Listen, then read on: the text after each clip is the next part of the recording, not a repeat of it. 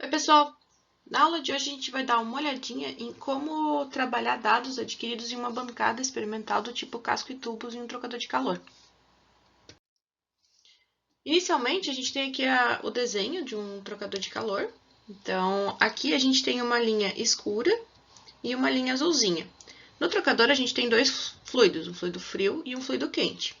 Na parte mais escura está o nosso fluido quente. Então, nesse caso aqui, para essa bancada, ele vai estar recirculando nessa parte preta aqui, partindo de um reservatório aquecedor, que é onde a gente vai estar inserindo calor por meio de alguma resistência aqui elétrica. Aqui a gente tem um rotâmetro que pode medir a vazão, e vocês podem perceber que o fluido quente está passando por dentro dos tubinhos menores do casco e tubos. Então, ele vem até aqui por uma tubulação normal, e aqui ele passa por dentro dessa tubulaçãozinha menor, saindo aqui por volta e recirculando o tempo todo. Já o outro fluido frio aqui, ó, ele vai estar vindo da rede de distribuição. Então, aqui na rede de distribuição, a gente tem um fluido que vai passar em uma dessas tubulações, a gente já vai analisar como mudar a configuração por meio dessas válvulas, mas ele vai passar por uma delas aqui, adentrar aqui ou aqui, e vai passar por fora aqui, ó.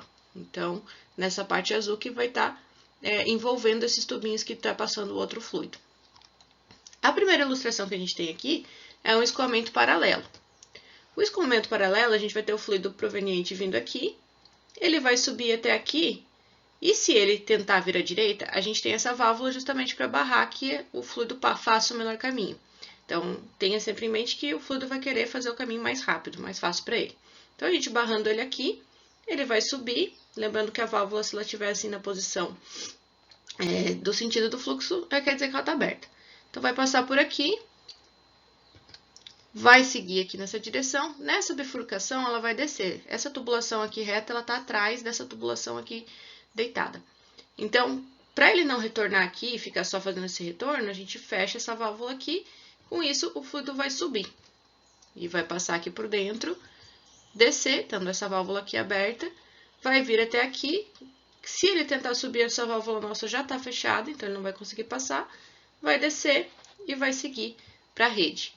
Então, a gente tem aqui, ó, entrada do fluido quente sempre por essa extremidade e saída por essa extremidade. Nesse caso aqui, o fluido frio está entrando nessa extremidade, por isso que é o escoamento paralelo. Então, os dois estão entrando na extremidade da esquerda e saindo pela extremidade da direita. Já se eu quiser mudar o escoamento para um escoamento agora contra a corrente, a gente vai querer que essa entrada desse fluido aqui, ó, não seja aqui, mas seja desse lado aqui. E por meio dessas válvulas a gente consegue fazer isso. Uma vez que ele está entrando por aqui, se eu fechar essa válvula aqui, o fluido vai vir para a direita. Essa válvula aqui a gente precisa abrir ela para que ele vá e siga esse caminho aqui. Para que ele não retorne aqui e faça o caminho mais rápido, a gente encerra essa válvula aqui e aí vai fazer com que o fluido faça o caminho no sentido oposto daquele que a gente tinha visto antes. Aqui essa válvula está fechada, ele não vai conseguir descer, então vem para cá, abre essa válvula aqui e o fluido vai sair nessa parte de baixo. E com isso a gente tem então um escoamento contra a corrente, porque a gente tem o fluido entrando, o quente entrando por aqui e o frio entrando por esse lado aqui. Para essa bancada, as variáveis que a gente pode estar controlando ou alterando são as vazões do fluido quente e do fluido frio, por meio dessas válvulas de registro que a gente tem aqui. O escoamento, como eu acabei de mostrar, paralelo ou contra a corrente. E a temperatura que a gente pode setar aqui para esse reservatório. Se a gente setar uma temperatura elevada aqui, o fluido vai estar entrando no sistema com uma temperatura mais quente ou não. Como o fluido frio, nesse caso, vem da rede hidráulica, da rede de distribuição, a gente não tem como controlar a temperatura de entrada. Então, está sempre próximo à temperatura ambiente, aí 20 até 25 graus, dependendo do calor do local que a gente tiver. O que a gente vai medir, então, nessa bancada? A gente vai medir nos sensores de temperatura 1, 2, 3 e 4, que vai depender daqui. A temperatura 1 é sempre a entrada do fluido quente, a temperatura 4 é sempre a saída do fluido quente. Já a temperatura 2 e 3, elas mudam conforme a gente está com a configuração. Se entrar por aqui é a entrada do fluido frio, se entrar por aqui, T3 é a entrada do fluido frio.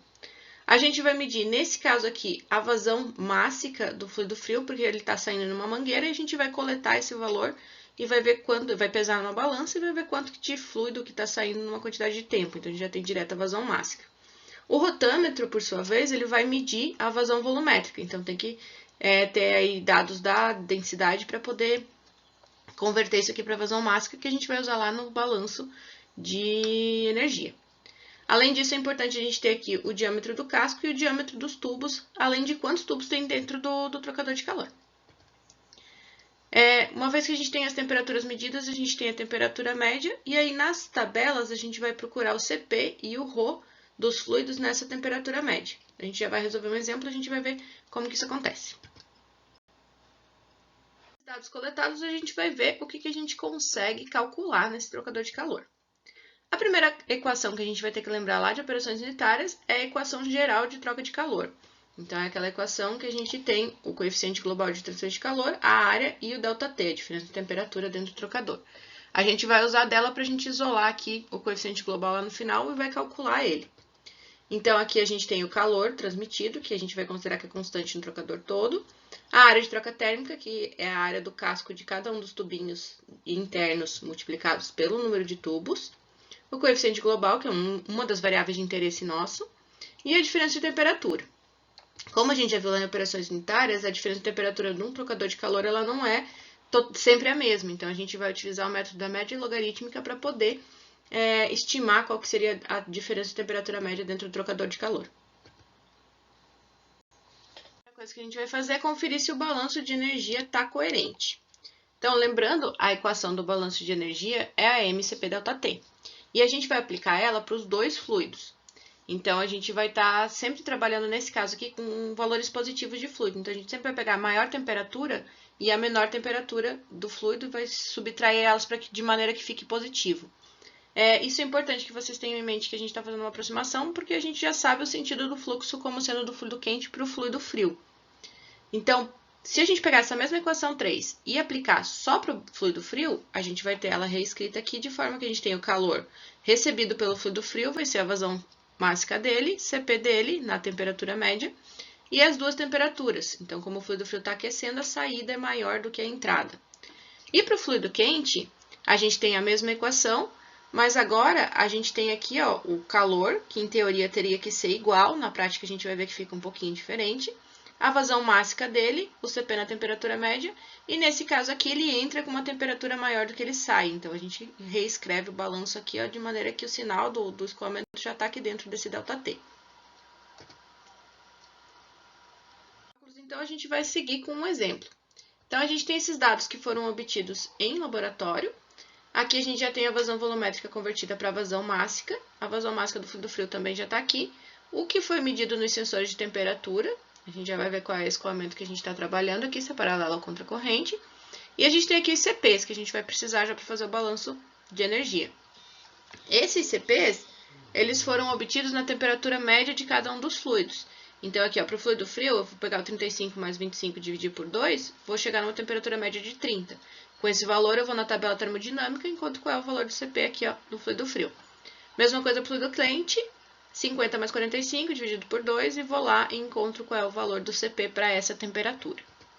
E aí eu vou utilizar a equação 1, ou a equação 3, ou a equação 3A ou 3B, que a gente vai aplicar para cada um dos fluidos e vou encontrar o valor do calor.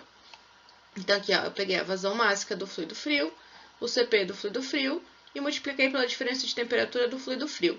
Eu obtive aqui que ele recebeu esse calor aqui, que é aproximadamente aí 2.600 watts.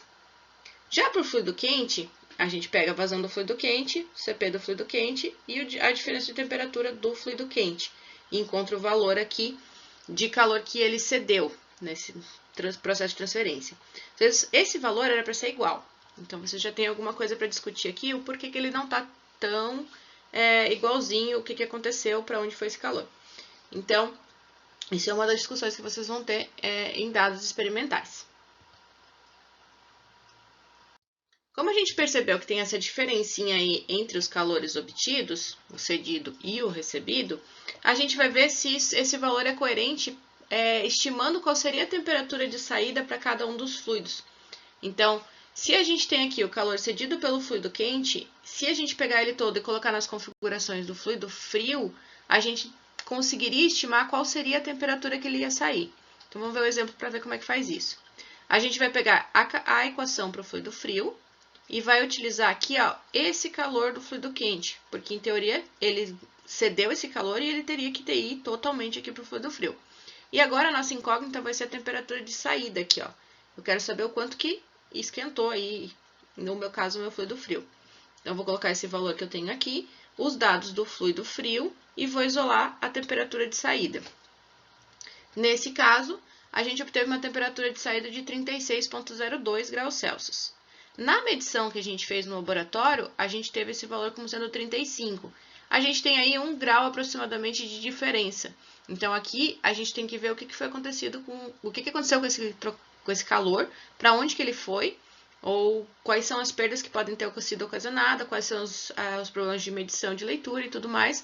Então, aqui é a base para vocês discutirem o que aconteceu nesse trocador de calor, que não ficou exatamente o mesmo valor, mas está muito próximo. Então, o valor já é um valor bem aproximado, bem adequado. A gente pode fazer para o fluido quente. A gente vai utilizar a equação 3b, que seria aquela aplicada para esse fluido, mas com o calor aqui recebido pelo fluido frio.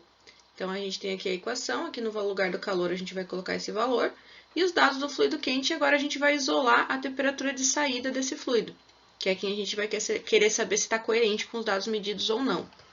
Então, isolando ela, a gente chega no valor de 45,46. O valor medido foi de 45. Então, nesse caso, o valor de leitura já está bastante adequado, porque a gente tem uma medição aí de 0,46 de diferença. Então, dependendo do sensor, se ele não tiver casas decimais, ele pode ter essa diferencinha aqui que não vai estar apresentando lá no dado medido. É interessante perceber também a diferença de vazão entre os fluidos. Isso pode estar gerando uma troca de calor um pouco difícil de estar acontecendo dentro do trocador de calor. Fazer, então, é a média de temperatura logarítmica do trocador de calor. Essa daqui é a equação que a gente vai utilizar, lembrando que ela tem a ver com a geometria. Então, aqui com a imagem simplificada do trocador, ΔT1 vai ser sempre a relação entre essas duas temperaturas aqui da esquerda, da extremidade esquerda do trocador, e ΔT2 da direita do trocador, independente da configuração aqui. Se a gente tiver aqui as medidas da tabela, aqui, ó, utilizando dessa equação aqui, a gente vai ter uma média de 17,38. Isso quer dizer que em todo o comprimento do trocador de calor, em média, a diferença entre os fluidos vai ser aproximadamente 17 graus Celsius. Isso para essa configuração que a gente tem aqui. A gente tem aqui uma configuração em contracorrente. Se fosse paralelo, a gente teria essa diferença aqui. Aí o ΔT1 e o ΔT2 iam ser diferentes e a média de logarítmica, por consequência, também ia ser diferente. O cálculo que a gente vai fazer é calcular o coeficiente global de transferência de calor. Então, para isso, a gente vai utilizar a equação 1, vai determinar a área de troca térmica dependendo do número de tubos internos que tiver no trocador, e aí vai calcular o valor de U de duas diferentes formas. A gente tem dois calores diferentes, então a gente tem dois coeficientes diferentes. Com essa equação aqui que a gente já tinha, aqui, ó, esse valor de calor, vocês podem utilizar aquele que foi calculado para o fluido frio ou para o fluido quente. Se a gente utilizar aqui para o fluido quente, esse valor aqui, considerando a área ΔTml que a gente achou ali no slide anterior, a gente vai ter um valor aqui de coeficiente global de troca térmica de 4.000 aproximadamente. Se a gente utilizar o valor de calor do fluido frio, a gente vai chegar num valor de aproximadamente 3.600 para a troca térmica. É interessante que a gente trabalhe sempre com a pior condição num projeto, então se a gente pegar esse coeficiente aqui, a gente vai estar com uma margem um pouquinho melhor de trabalhar dentro do projeto do trocador mesmo. Aqui tem algumas referências para vocês que são interessantes nessa parte, principalmente em Cropera, caso vocês queiram se aprofundar um pouquinho mais no assunto ou discutir melhor os dados que a gente tirou aí. Espero que tenha ajudado. Até mais!